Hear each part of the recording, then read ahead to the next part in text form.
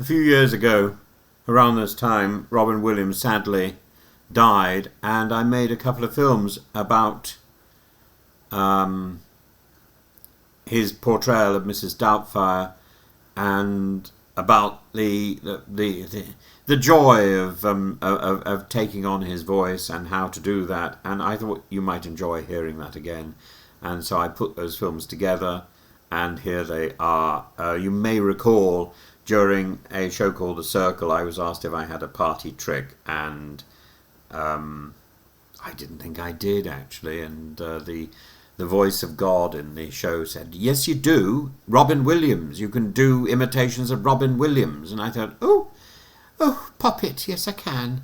And so I did, and it seemed to be entertaining, and but really, it's mixed with profound sadness. As a child, I was adopted as a child, and my original name was William, so I did wonder for quite a while if I was related, and I bear a sort of vague resemblance to the great Robin as well. At the moment, I look a little bit like Robin Williams in Moscow on the Hudson, or in the what's the film about the university? I can't remember. But I thought he was a fantastic comedian and a truly superb actor, and I love his singing in Aladdin. I think he was a very accomplished performer. Hello, this is Tim, and thank you so much for tuning in. Do make sure you subscribe. There's a little bell to touch, ping on, whatever you do. You ring a bell, ding-a-ling. But I was very, I did a video the other day, and people have been asking me, how do you get the voice for Mrs. Doubtfire? And to me, it seems a very simple process.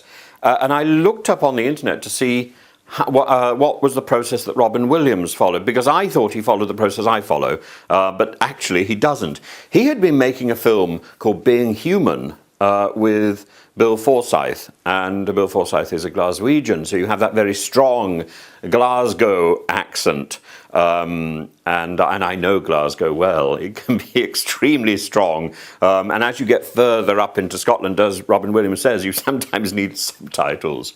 But I remember seeing a film with Maggie Smith. You know Maggie Smith from sort of Harry Potter. Harry Potter? Or Downton Abbey. What is a weekend? But she made a wonderful film in 1969 called The Prime of Miss Jean Brodie. I'm in the business of putting old heads on young shoulders. I'm dedicated to you in my prime, and all my pupils are the creme de la creme. She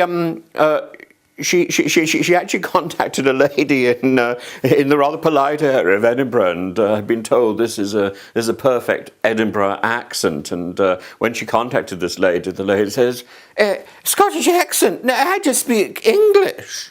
And that's the accent that she used. Give me a girl at an impressionable age, and she is mine for life.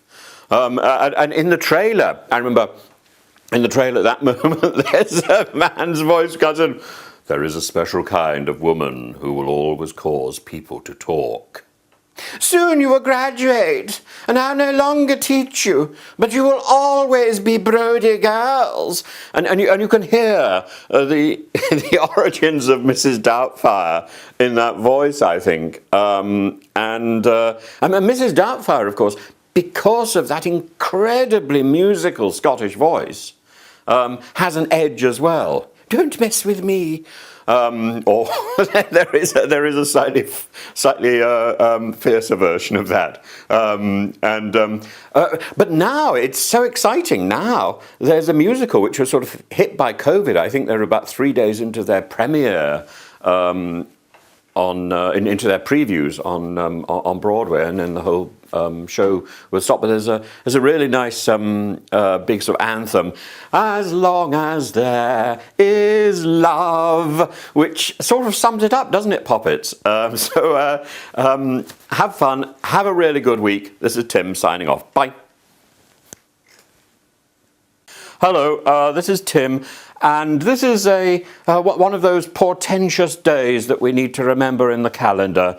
July the 21st, happy birthday, Robin Williams. On the 11th of August in 2014, I remember the news that he had died, and I drew this picture. I was in Berlin at the time. Robin Williams, oh my goodness, I cannot forget the first time I saw him on film in Popeye, Mork and Mindy, of course, Moscow on the Hudson, that great film when he was speaking Russian, Dead Poets Society, which sort of dominated a period of my life when I was teaching, and the students would call me Robin, and I couldn't work out why. ABC called him the funniest man in the world. And I think he was. He was also kind and an extremely fine actor. In the mid-90s, I discovered that I had been adopted and that my original name was Williams. And some bright spark had the idea that we should make a little film about this, a documentary, and explore the idea that was I, in fact, somehow a long-lost relative of the great Robin. The film fizzled out, but my interest in Robin Williams never did. And let me see if I can recapture a moment for you. Daniel! Iphigenia Doubtfire, dear. I specialise in the education and entertainment of children. Surprise! I'm a hip old granny who can hip-hop and beat-bop, dance till you drop, and who yo-yo can make a wicked cup of cocoa. Hello, this is Tim, and today, a few years ago, the great Robin Williams died, and I just wanted to call out today and say how much or how important it is to nurture talent, to stand up against prejudice and the abuse of power, and just simply support those who entertain us. Like Bay, what are you doing? What are you doing? Okay, off you go. Come on, down we go. You're caught up in my jacket.